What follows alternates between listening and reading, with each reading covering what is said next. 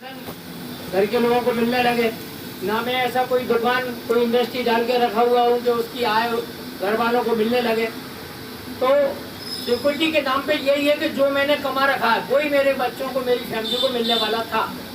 लेकिन जब माननीय महोदय ने बताया कि एक काम ऐसा भी है इस दुनिया में कि जो आपके जाने के बाद भी उसकी अर्निंग आपकी फैमिली को शिफ्ट होगी, आपकी पीढ़ियों को शिफ्ट होगी, तो मैंने कहा सर ऐसा जादू अगर कुछ है तो मुझे ज़रूर बता दीजिएगा, क्योंकि मुझे एक रेगुलर अर्निंग अगर मिल रही है तो मैं इंटरेस्टेड हूँ।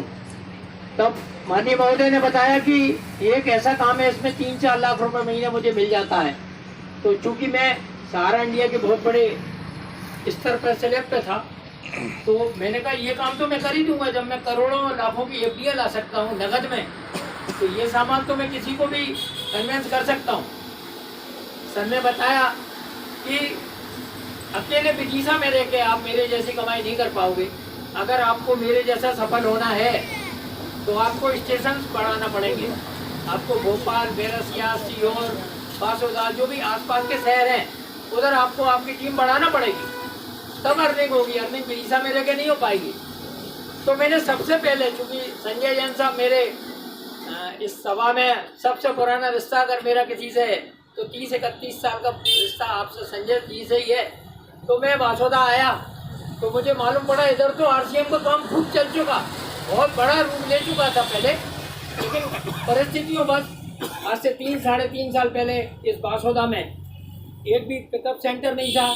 हमारे जो भी बड़े बड़े साथी हैं पुराने धुरंधर जो आरसीएम के बड़े बड़े काम कर चुके हैं वो यहाँ मौजूद है, लेकिन सामान के अभाव में, पीयूसी के अभाव में, दुकान के अभाव में यहाँ का काम शून्य था।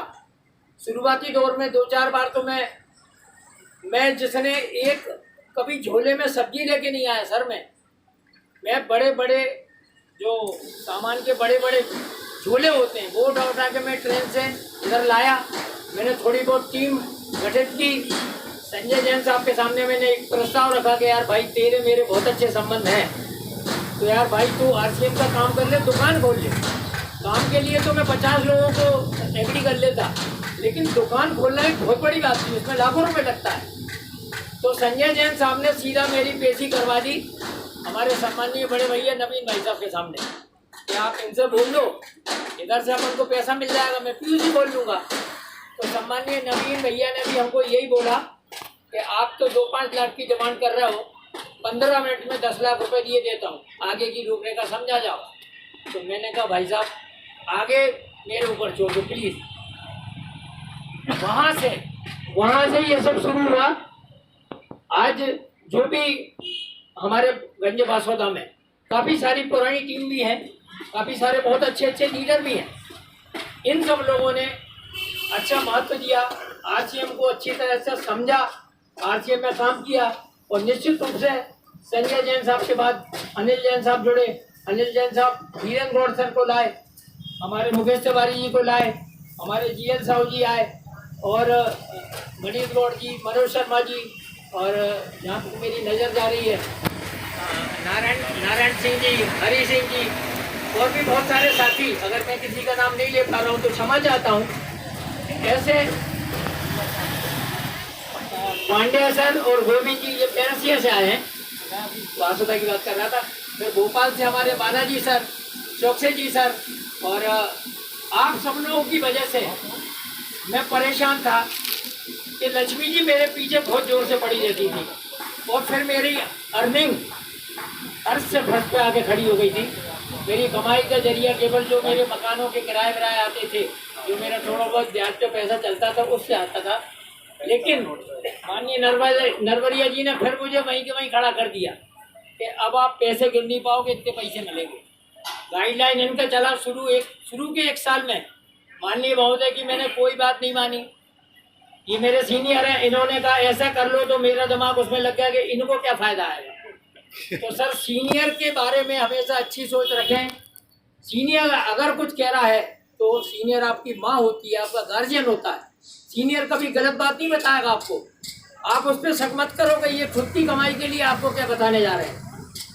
कम इस बात को जहन में उतार लें कि अगर आपको आरसीएम में पैसा कमाना है, सफलता पाना है, और आपको अपनी पीढ़ियों की अर्निंग यहाँ पर छोड़ के जाना है, तो सीनियर के प्रति तो आपको नतमस्तक होना पड़ेगा, उसके सामने तो सरेंडर होना है।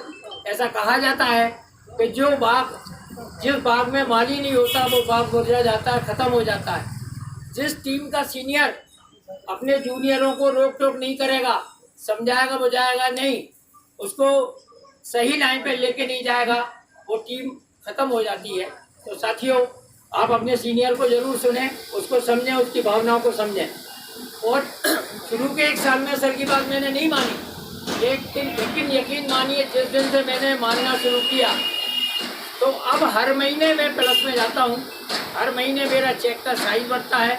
और यही सब मैं पूरा जो हमारा ग्रुप है, ये जो जितने साथी लोग बैठे हैं, मैं इस बासोदा के पुराने दिन देखना चाहता हूँ। मैं सुना करता हूँ कि इस बासोदा का RCM का बिजनेस इंडिया लेवल पे चला करता था, तो सर वो आज भी हो सकता है, क्योंकि ये सारे साथी तो वही है ना, बासोदा तो वही है ना। साथियों, क्या रहता है, मैंने सुना है कि आदमी कहता है यार RCM ज्वाइन कर लूंगा तो लोग क्या कहेंगे। तो केवल 5 मिनट मेरी बात सुन लीजिए सर, लोगों की चिंता बिल्कुल छोड़ दीजिए। एक छोटा सा उदाहरण देना चाहता हूँ मैं आपके लिए। एक समुद्र रहता है, एक समुद्र की जब लहर आती है तो वो एक छोटे से बच्चे की एक चप्पल को साथ में बाहर ले जाती है, तो वो बच्चा नाराजी में उस रेत के ऊपर लिखता है कि समुद्र चोर है।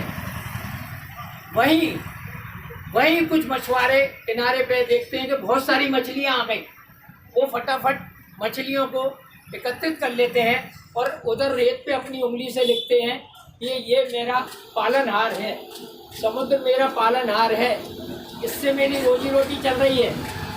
वहीं उसी समुद्र में एक नौजवान व्यक्ति डूब जाता है, एक्सपायर हो जाता है, तो उसकी माँ वही लिखती है समुद्र हत्यारा है। और वहीं उसी किनारे पे एक बुजुर्ग को एक सीप मिल जाती है बड़ी सी, उसमें एक बढ़िया सा महंगा मोती मिल जाता है, तो वो लिखता है कि समुद्र मेरे जैसा दानी कोई है नहीं है। कभी क्या होता है कि उस समुद्र में एक बहुत आवेग से एक लहर आती है और जो भी लिखा होता है वो सबको मिटा देती है। उस समुद्र को मतलब नहीं है कि आपकी या किसी और की उसके बारे में क्या राय है, उसको इस बात से मतलब नहीं है। वो तो आया, उसने अपना काम किया, और वो उसका जो लहर आई थी वो चली गई। साथियों, इस दुनिया से बिल्कुल भी ना डरें। लोग बाग आपके बारे में कंडीशन के हिसाब से अपनी सोच बनाएंगे, उनकी जो कंडीशन होगी उनकी सोच वैसी ही आपके बारे में हो जाएगी।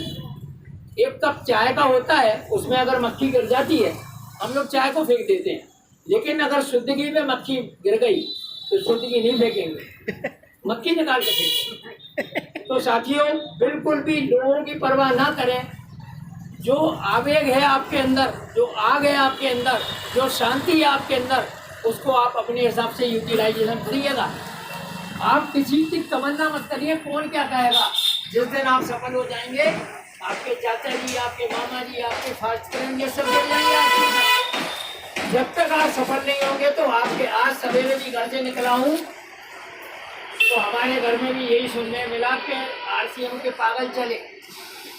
कोई बात नहीं, मैं इतना पैसा छोड़ के जाने वाला हूँ कि मेरी फैमिली पैसा गिन नहीं पाएगी। इतना पैसा पर मंथ छोड़ के जाऊँगा। अगर ऊपर वाले की निगाह सही रही, मुझे 2-5 साल की ज़िंदगी मिल गई तो नोट तो इतने छोड़ के जाऊँगा कि अभी तो कुछ भी नहीं छोड़ा है मैंने। और ये सब आप लोगों के साथ होने वाला है, क्योंकि मेरे पास ऐसा कोई जादू थोड़ी है कि मैं कर जाऊँगा तो मेरी फैमिली को मिल जाएगा, आप सब लोगों को नहीं मिलेगा। अरे छावड़ा जी ने ये काम, ये आर्थिक आज़ादी का जो सिद्धांत है पूरे देश के लिए दिया हुआ है, अकेले रविकांजन के लिए थोड़ी दे दिया उन्होंने, तो आप सब लोग क्यों नहीं। तो साथियों, राय चंदों से दूर रहिए। हर मोहल्ले में 16 राय बहादुर हैं। इधर से आप कुछ करने की सोच के जाओगे, बाहर आपके मामा जी मिल जाएंगे, वो कहेंगे यही काम मत करना, बाकी सौदे कर लेना, क्योंकि इसमें तो बहुत खराब काम है साहब ये। तो आपको किसी की सुनना नहीं है। और जैसा कि बताया बालाजी सर ने कि इतना सब कुछ इन्होंने फ्री कर लिया, और आप यकीन मानिएगा हल्दी, धनिया, मिर्ची ये सब खरीदने से मैंने तो नहीं कहीं किसी अखबार में, किसी पेपर में, किसी टीवी में आज तक नहीं सुना मैंने कि हल्दी, धनिया, मिर्ची खरीदने से फलाने लाल जी वो कहलाता ना दिवालिया बोलते नहीं होंगे सर। अगर आप 2-3 महीने का सामान खरीद के डिस्प्ले वाल रख लेते हैं तो दिवालिया होने का 1% चांस नहीं है, आप ऐसे ही रहेंगे।